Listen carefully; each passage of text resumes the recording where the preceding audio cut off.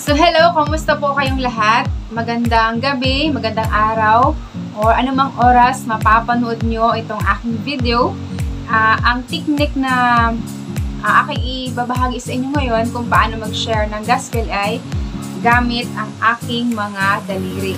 Mas madali lang ito siya kasi mas maintindihan din at mas shorten yung time natin ng pag-share ng gospel. At the same time, mas madali lang maalala ng ating susyaran ang ating ibahagi sa kanila kasi nga po gamitin natin ang ating mga daliri. So, ganito po paano mag-share ng hand gospel. May mga ibig sabihin ng ating mga daliri. Una, ito yung hinlalaki. Ang hinlalaki ang siyang pinakamalaki sa lahat ng ating mga daliri. Ang ibig sabihin nito, ito yung God's love. So, ito yung John 3:16. Gayon na lamang ang pag-ibig ng Diyos sa sanlibutan, kaya't ibinigay niya ang kanyang bugtong na anak na si Jesus, upang ang sinumang sumampalataya sa kanya ay hindi mapahamak, kundi magkaroon ng buhay na walang hanggan.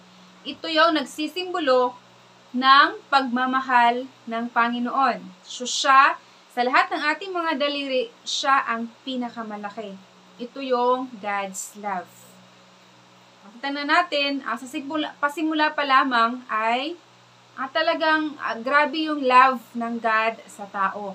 Ito yung nagpapakita nung time na inlan ni Adan at saka ni Eve. So kasama nila ang Panginoon, kahit saan sila pupunta sa Garden of Eden, talagang nakakausap nila ang God. So mayroon silang intimate relationship. So ganito ka intimate yung relationship ni Adan at saka ni Eve at yung tao noong panahon na yon. So, subalit, mayroong isang kasalanan na nagawa ang tao. Ito yung kinain ni Eve, yung ipinagbabawal na prutas na hindi sana ipakain ng God, pero sinuway ng tao. So, doon pumasok ang kasalanan sa mundo. So, paunti-unting nagkaroon ng hiwalayan ang tao at saka ang God. So, dito na. So, sa pagitan ng ating hintuturo at ng ating hinlalaki, meron na siyang boundary. So, ito yung nagre-representa na mayroong nagawang kasalanan ang tao. Kaya, meron silang pagitan. So, sabi doon sa Roma 3:23, sapagkat ang lahat ay nagkasala at walang sinuman ang umabot sa kaluwalhatian ng Diyos. So, sapagkat ang lahat ay nagkasala. At ano yung kabayaran ng kasalanan? Ito yung sinasabi sa Roma 6:23. Sapagkat ang kabayaran ng kasalanan ay kamatayan. So, ito yung napakalaking masakit na nangyari sa relasyon ng tao at saka ng Diyos.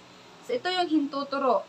Ang hintuturo ay nagsasabi at nagtuturo na ang lahat ay nagkasala.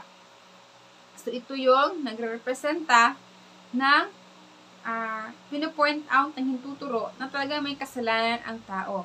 So, ayun kanina sa Roma 3:23 na nagkasala ang lahat at ang kabayaran nito sa Roma 6:23 ay kamatayan.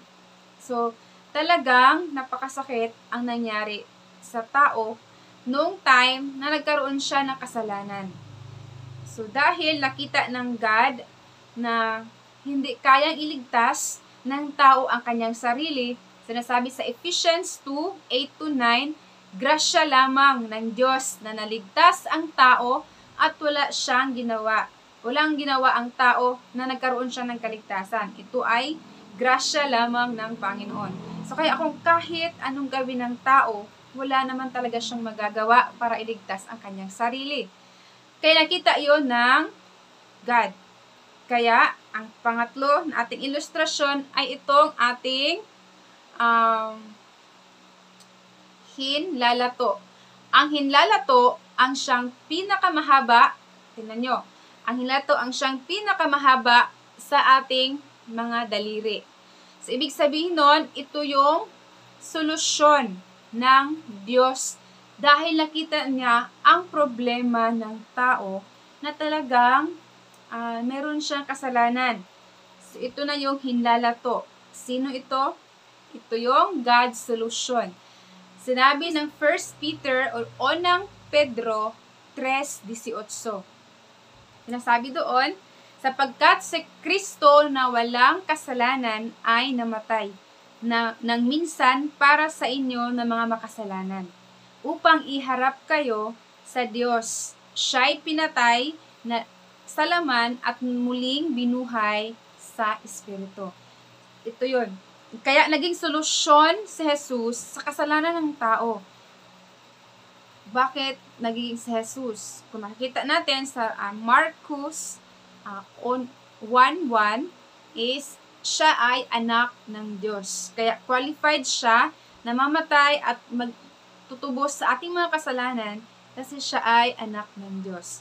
So, kung titingnan natin, si Kristo na namatay na walang kasalanan para sa ating mga makasalanan. So, ganun kalaki yung nagiging contribution or ginawa ni Jesus na namatay siya para sa kasalanan ng tao. So, ito yung nagiging solusyon ng Diyos sa ating mga kasalanan. Kaya, ang pang-apat na ating illustration ay ito na yung, Ito yung ating palasinsingan. So, ito yung palasinsingan. Dito, minsan nakikita natin na nilalagay yung mga singsing. Ibig sabihin nun, engagement. So, kung mayroon kang singsing dito, may sabihin nun, mayroon ka ng relationship doon sa taong nagbigay sa'yo ng singsing na yon. So, ito yung ating palasinsingan ay nagre-representa ng invitation ng God sa atin. 5:24, sinasabi doon, pakatandaan ninyo, ang nakikinig sa aking salita at sumasampalataya sa nagsugo sa akin ay may buhay na walang hanggan. Hindi na siya hatulan, kundi nakatawid na siya sa buhay mula sa kamatayan.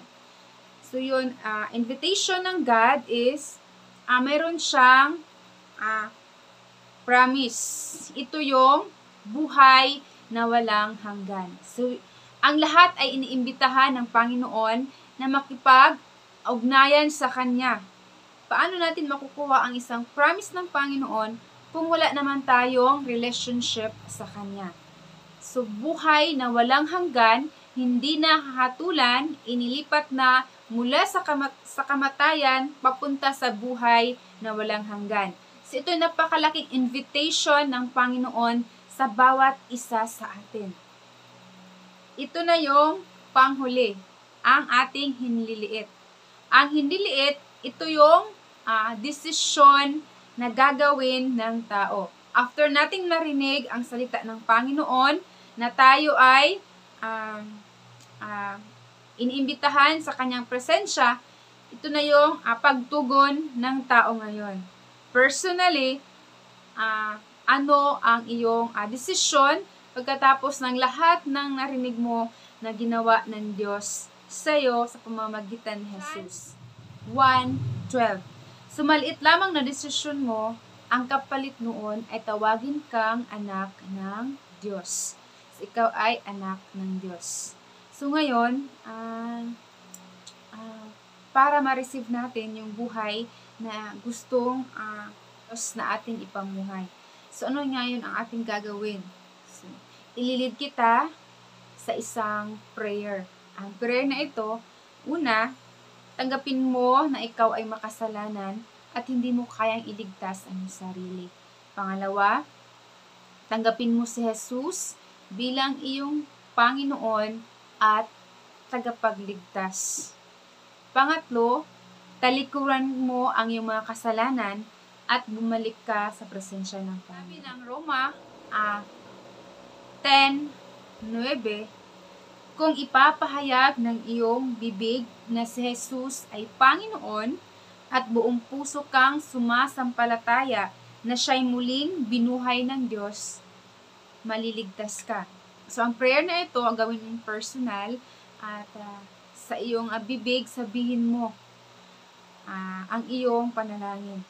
So, pwede mo akong sundan sa panalangin ito. Panalangin tayo. Ama naming makapangyarihan sa lahat, maraming salamat sa buhay na ipinagkaloob mo sa akin. Maraming salamat sa kapatawaran ng aking mga kasalanan. Inaamin ko na ako ay makasalanan at hindi ko kayang iligtas ang aking sarili. Tinatanggap ko si Jesus bilang aking Panginoon at tagapagligtas. Tulungan niyo po ako na mamuhay na naayon sa inyong kalooban. Sa pangalan ni Jesus, Amen. So yun, kompleto na yung ating 5 fingers. So mayroon na siyang mga katapat na mga verses. So ang panghuli dito sa ating palm, ito dito. So ang verse is 1 John 5:11 and 12. So ito yung pangako ng Diyos na ating panghahawakan. Panghahawakan na kung sino man yung tumanggap kay Jesus at mayroon na siyang Kristo sa kanyang buhay, ay mayroon ng buhay na walang hanggan. So maraming salamat at God bless.